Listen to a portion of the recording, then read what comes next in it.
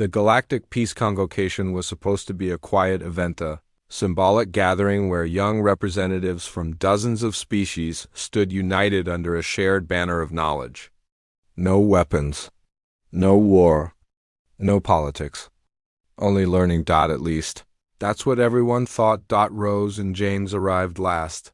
They stepped off the shuttle wearing standard Terran expedition uniforms, dark graphite jackets, reinforced boots, and the quiet confidence that seemed woven into the threads of every human soldier who had survived Earth's infamous death world reputation. The aliens whispered when they saw the humans, tough, unpredictable, dangerous, but what truly drew the stares was what James carried, a long, dark, metallic stick, simple, plain, without markings, resting casually against his shoulder, a walking stick, if one were generous enough to call it that. The Kurthian elite guard watched them enter.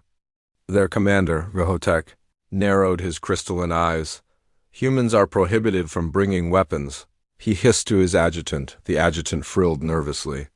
Perhaps it is ceremonial? Vodik snorted. Ceremonial?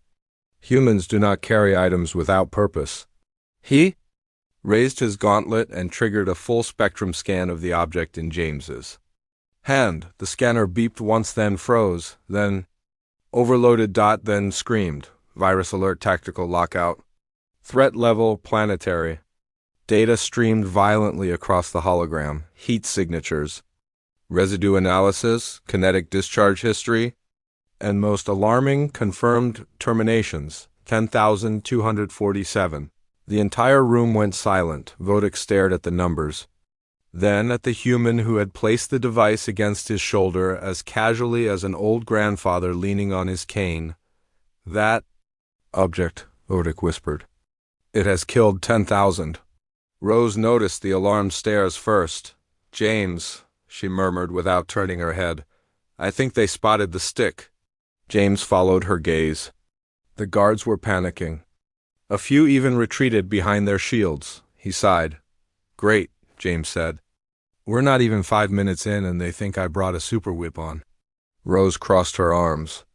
To be fair, it isn't exactly harmless. Hey, James defended. It's a multi-purpose anti-fauna mitigation baton. On a death world, everything tries to eat you. And you may have overused it. Overused.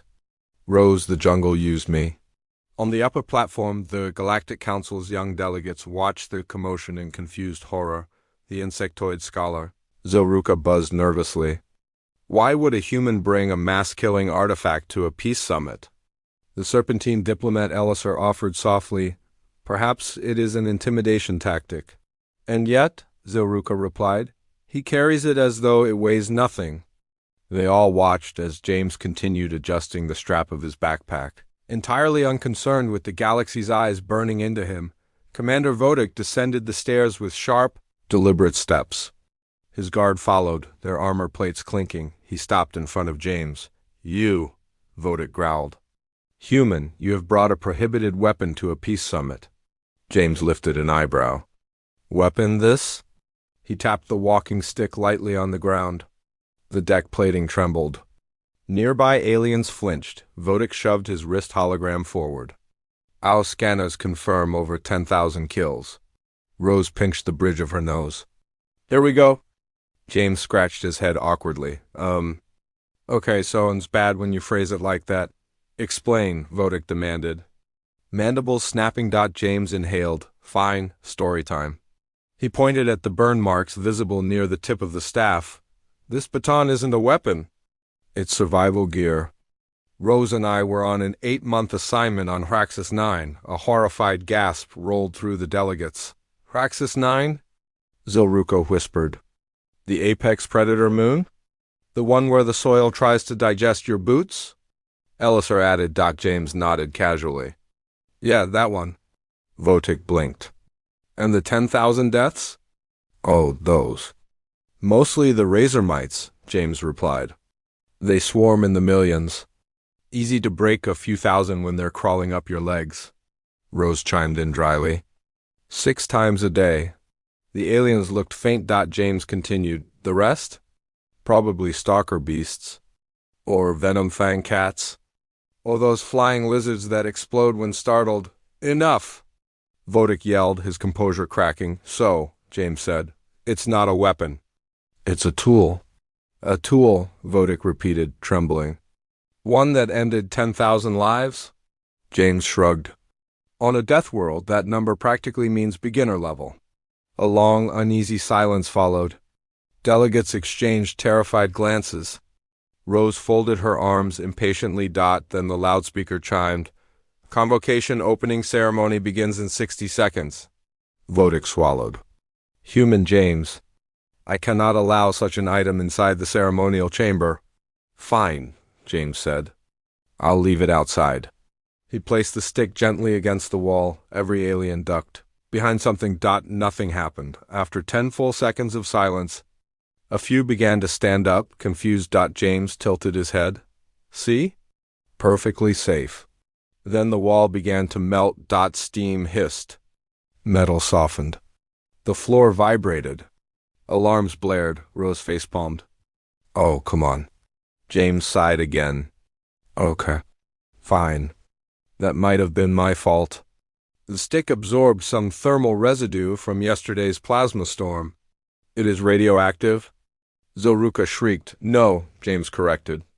Just hot. The melted indentation suggested otherwise. Vodik finally sat down on the stairs, defeated. Deathworlders. Everything you touch defies reason. By the time the ceremony began, the incident had spread across the station, but something strange happened. The fear turned into fascination. Dozens of alien students approached Rose and James with questions, some trembling, some excited. All curious, Rose explained Terran tactics with a calm professionalism that earned admiration. James fielded questions about survival, about courage, about the strange resilience of humanity. What began in fear ended in awe. The galaxy had always viewed humans as unpredictable anomalies. But now they saw something deeper. They saw beings who survived what the galaxy considered impossible, who adapted where others perished, who carried weapons that were not weapons, just tools needed to keep walking. And for the first time, many delegates felt a spark of inspiration. If humans could survive a world where the soil attacked your feet, perhaps their own problems were not so insurmountable. At the end of the ceremony, Vodik approached them again, this time quieter, thoughtful. Human James, he said slowly. Your walking stick? May I see it? James handed it over. Vodik held it like a piece of forbidden smith. This device embodies the spirit of your species. You take that which kills you and turn it into something that keeps you alive. James smiled. We call that being human. Rose added softly. We do what we must to keep moving forward. Vodik bowed his head. And for the first time in the station's history, the Galactic Peace Convocation applauded ATERRAN. Because today they had seen the truth. Humans don't carry weapons. Humans carry survival. And the galaxy trembles not because humans intend harm, but because humans endure everything.